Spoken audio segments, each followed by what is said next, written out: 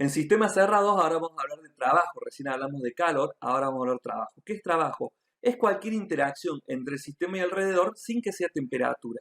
Cualquier tipo de cosa que esté sucediendo entre el sistema y el alrededor que no sea temperatura se lo considera trabajo. Y acá se le utiliza fundamentalmente la expresión de movimientos que necesitan de energía para su funcionamiento, como el movimiento de un pistón en un motor, un cable eléctrico transportando electricidad o el movimiento de un equipamiento por medio de un motor, como por ejemplo habíamos hablado de las paletas dentro de un tanque que se está agitando. Eso es trabajo. ¿Por qué? Porque está requiriendo energía para mover un equipamiento mecánico para poder agitar el componente del sistema que era jugo líquido concentrado dentro de un tanque. Esto se considera trabajo y la transmisión de movimiento que ocurre con los componentes del sistema. Ahí tenemos una imagen donde tenemos una fuerza que se aplica y tenemos el ds, que es una diferencia de distancias entre dos puntos. Tengo el ds 1, 2, que es la distancia que se recorre entre el punto 1 y punto 2. El trabajo se lo evalúa en función de watts, que son julios. El trabajo puede ser negativo también o ser positivo dependiendo si se realiza por el sistema o es aplicado sobre el sistema, es decir, que proviene del alrededor y se aplica sobre el sistema. Y la forma de considerar positivo o negativo es contraria a la forma de calor. Vemos ahí el esquema del sistema que tenemos sobre nuestra mano izquierda, en donde tenemos la frontera del sistema, los componentes del sistema, y acá en lugar de tener calor tenemos trabajo. Si el trabajo se aplica desde el sistema hacia el exterior, se considera positivo. Ahora, si el trabajo se aplica desde los alrededores hacia dentro del sistema, se lo considera negativo. Por ejemplo, una pala que está agitando un jugo dentro de un tanque y el motor está afuera, lo vamos a considerar un trabajo con símbolo negativo. ¿Por qué? Porque yo tengo un motor afuera que me está haciendo mover lo que está dentro del sistema. Entonces yo estoy aplicando el trabajo desde el alrededor hacia lo que está dentro del sistema. Entonces eso lo voy a considerar negativo. Ahora supongamos que se está expandiendo y estoy desplazando un émbolo con el líquido que está creciendo, formándose gases dentro del sistema. Entonces yo estoy aplicando un calor sobre los alrededores, estoy moviendo un émbolo, estoy desplazando las paredes del sistema. Entonces estoy aplicando sobre mis alrededor esos movimientos de distancia, por lo cual yo le voy a considerar que estoy ejerciendo un trabajo positivo desde el sistema hacia el exterior. ¿Cómo vamos a calcular nosotros este trabajo?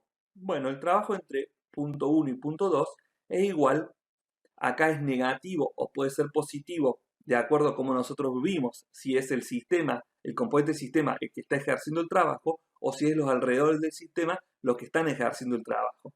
En este caso, como yo puse negativo a la integral entre 1 y 2, entre la distancia 1 y 2, eso significa que es alrededor del sistema el que está aplicando un trabajo sobre el sistema, sobre los componentes del sistema.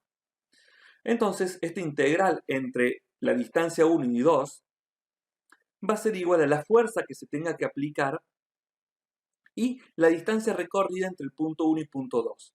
La distancia recorrida entre un punto 1 y punto 2, yo lo puedo calcular como la diferencia entre ellas dos, y eso lo voy a multiplicar por la fuerza. De esa manera yo voy a haber calculado la cantidad de trabajo que fue aplicado en el sistema.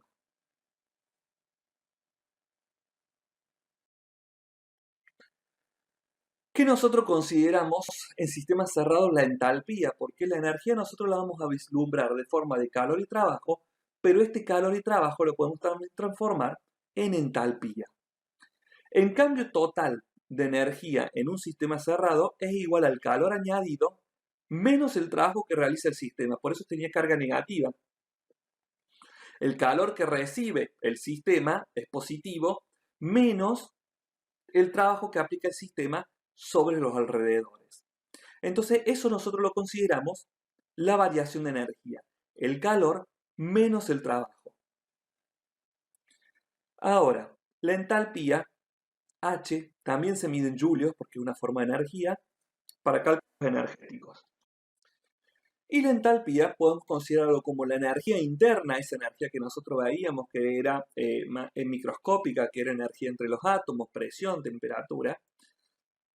Esa energía interna más la presión por el volumen es lo que nosotros consideramos la entalpía.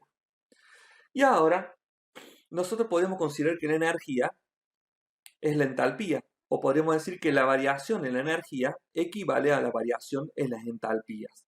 Una variación de energía, un delta de energía, como tenemos arriba en rojo, equivaldría a un delta, a una variación entre la entalpía 2 menos la entalpía 1. Un delta significa una diferencia entre un estado 1 y un estado 2. Entre decir, yo lo saqué, estaba frío y después de una hora estaba caliente porque tomó temperatura ambiente. Eso es un delta de energía.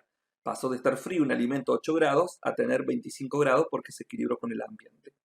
Entonces, ahí tenemos estado 1 que estaba a 8 grados y el estado de energía 2 que estaba a 25 grados. Ese es el delta de energía. Pero también lo puedo explicar en forma de entalpía, que es la entalpía de H2 menos H1, entre esos dos estados que estábamos hablando. Entonces, esta entalpía yo la puedo representar, que es igual a Q, al calor, más la energía de fricción del sistema, y la integral del volumen por la derivada de presión. Entonces la variación de energía yo lo puedo representar con el cambio de entalpía, que era H2 menos H1. Esto puedo representar a la variación de energía, que es el delta D que ustedes ven arriba. Entonces lo puedo representar como la diferencia entre la entalpía H2 menos H1 que tiene una sustancia. Y esto es muy usado realmente en el cálculo de procesos. Esa cambio, esa variación de entalpía que equivale a la variación de energía, puede ser igual al calor más la energía de fricción que tiene ese sistema, es el componente cómo hace fricción entre ellos, más la integral de volumen que ocupa ese sistema, si se está inflando o no los componentes de ese sistema, por la derivada de presión. Si se hincha, se está moviendo la presión también. Por si hay cambio, ¿por qué tenemos este integral de volumen por derivada de presión? Por si hay cambio en la sustancia. Cuando estoy haciendo una transformación, a lo mejor cambia su volumen, su presión, entonces tengo que tenerlo en cuenta. Ahora, si el calentamiento ocurre a presión constante, por ejemplo, un calentamiento a presión ambiente atmosférica, en donde yo directamente no tengo ninguna tapa, nada está ocurriendo presión atmosférica, ese calentamiento, no hay ninguna expansión de volumen ni energía de fricción. Entonces, si no tengo expansión de volumen, es decir, cero, por la derivada de presión, que es constante, eso entonces el término integral de volumen por derivada de presión, si son cero esos cambios, por lo cual eso va a ser cero, por lo cual yo lo voy a eliminar de la ecuación. Entonces ya eliminé de esa ecuación de delta de entalpía, eliminé la integral de volumen por derivada de presión. Entonces me queda Q más la energía de fricción. Entonces, al hacer presión constante, no hay expansión de volumen, dijimos, entonces esos términos se vuelve cero. Pero tampoco hay energía de fricción, por lo cual eso también se transforma en cero. Ahora, si yo no tengo energía de fricción porque no hubo cambio de volumen y no tengo volumen por derivada de presión, que es en cero, entonces el delta de entalpía, el delta de energía es igual al cambio que tiene de calor. Entonces la ecuación se redujo.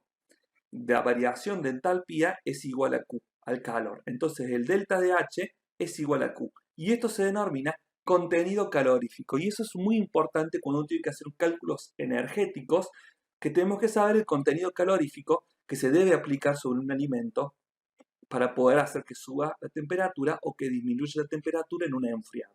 Eso se denomina contenido calorífico, es el calor que se tiene que aplicar para que haya una variación en la entalpía de ese alimento. Por ejemplo, vamos a graficar acá un calentamiento en un sistema cerrado. Acá no hay cambios en lo que vendría a ser la presión o el volumen. Pero si vamos a calcular el calor, y nosotros ya vimos la fórmula de calor, que era masa por la integral del calor específico, presión constante, porque dijimos que no había cambio en la presión, por el derivado de la temperatura, o sea, la diferencia de la temperatura en el tiempo 2 menos el tiempo 1. Nosotros en este gráfico es un gráfico de temperatura en función del entalpía.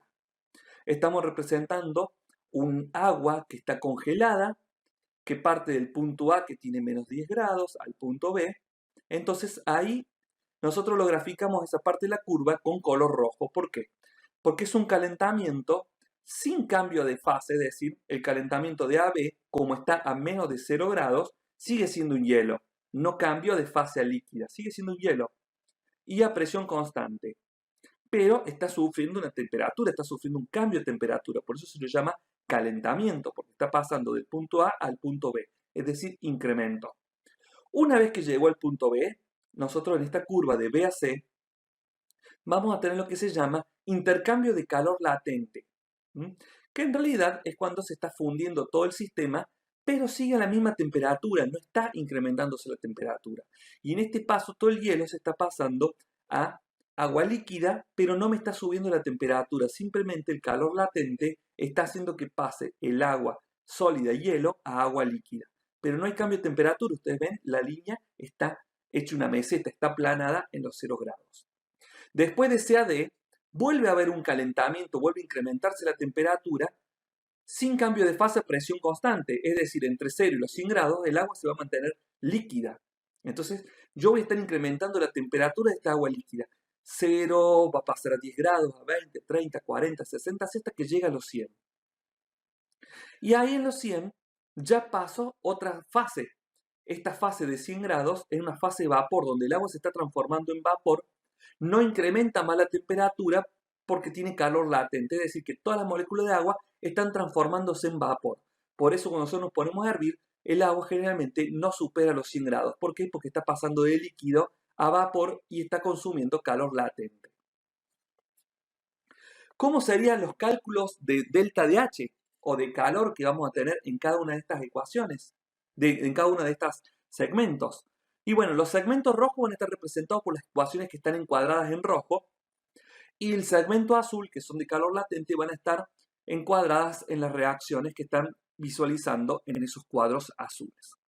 El delta de H, o sea, la variación de entalpía en un calentamiento, es igual a la variación de entalpía del punto 2 menos el punto 1, que acá podría ser H2 podría ser el punto C y H1 el punto B. Entonces el cambio de entalpía entre C y el B.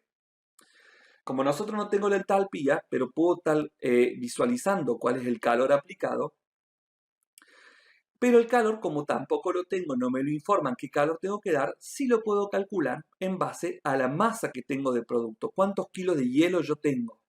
¿O cuántos litros de agua? ¿Cuánta masa tengo? ¿Cuántos kilos de agua tengo? A eso lo voy a multiplicar por el calor específico que tenga a esa presión el hielo, el agua líquida o el vapor, por la derivada de la temperatura, es decir, la temperatura que tenía en un determinado punto y otro determinado punto.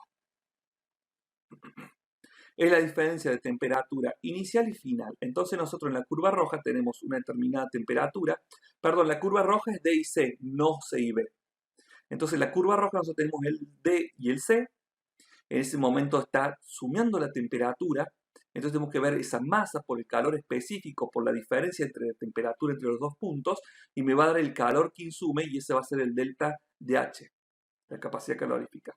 Entonces, ¿cómo yo lo calculo? Lo voy a calcular por la masa que yo quiero calentar, por el calor específico, que eso tiene una tabla que dice cuáles son los calores específicos, por la diferencia de temperatura que tiene entre el punto D y el punto C. Reemplazo los términos por los valores numéricos y de esa forma calculo el delta H. Es un calentamiento sin cambio de fase, porque lo que ustedes ven en rojo está hielo entre A y B y está líquido entre C y D, no cambio fase. Implica un aumento de temperatura donde hay una inicial que es el punto 1 y una final que es el punto 2. Entonces la temperatura final que es mayor, el resto de la temperatura inicial que es menor. Ahora, ¿qué va a estar sucediendo en los momentos donde yo no aumento la temperatura, sino que estoy cambiando de fase? Esos son los calores latentes. Y se los representa como H latente, que vendría a ser la entalpía latente.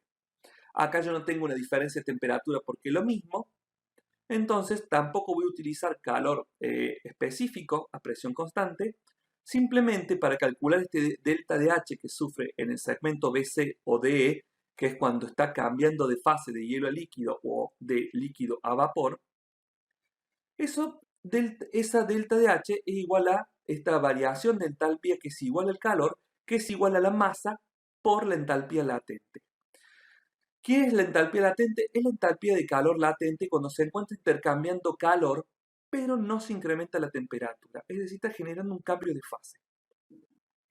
Calentamiento con cambio de fase a presión constante se suministra o elimina calor latente asociado al cambio de fase sin cambio de temperatura. El agua hierve a 100 grados y permanece 100 grados y por más que le aplique calor, no voy a cambiar esto porque está trabajando a calor latente, a temperatura, a variación de energía latente. Estoy pasando el agua líquida a agua vapor. Entonces, no estoy modificando la temperatura.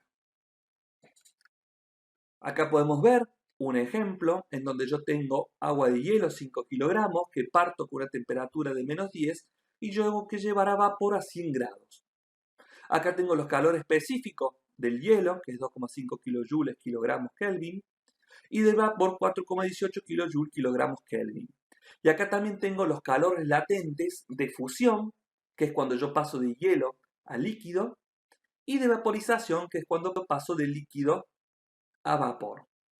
Entonces tengo la ecuación para la zona roja, que es cuando hay un movimiento de cambio de temperatura sin cambio de fases, en donde yo tengo la masa, que son 5 kilogramos, tengo el calor específico, que ahí me lo dice, para el hielo, que es el segmento AB, y para el agua líquida, que es el segmento CD, y tengo las temperaturas, porque sé que parte de menos 10, que es el punto A 0, que es el punto B, y después tengo la temperatura para el segmento CD, que es de 0 a 100. Y de esa forma puedo calcular el delta de H. Y el delta de H para el calor latente, para estas fases de intercambio de calor latente sin cambio de temperatura, es igual a la masa, en el punto BC, igual a la masa, que son 5 kilogramos, por el calor latente de fusión, que es 332,2, porque fusión es el paso de hielo que pasa a líquido. Y para el segmento DE, yo tengo la masa, que sigue siendo 5 kilogramos, por el calor latente de vaporización, que es 2257,06 kilojoules sobre kilogramos Kelvin. Y de esa forma yo reemplazando calculo el delta H de estos intercambios de calor latente. ¿Cómo yo voy a saber cuánto fue el delta de H, la variación de energía o de entalpía en todo el sistema? Y va a ser la suma de cada energía que se fue utilizando en cada segmento. El AB, el delta de HAB, más el delta de HBC, más el delta de HCD, más el delta de HDE. De esa forma yo sé todo el calor que se tuvo que haber suministrado al sistema para pasar 5 kilogramos de hielo a vapor. Bueno, eso es todo relacionado a lo que es balance de masa y energía. Muchas gracias.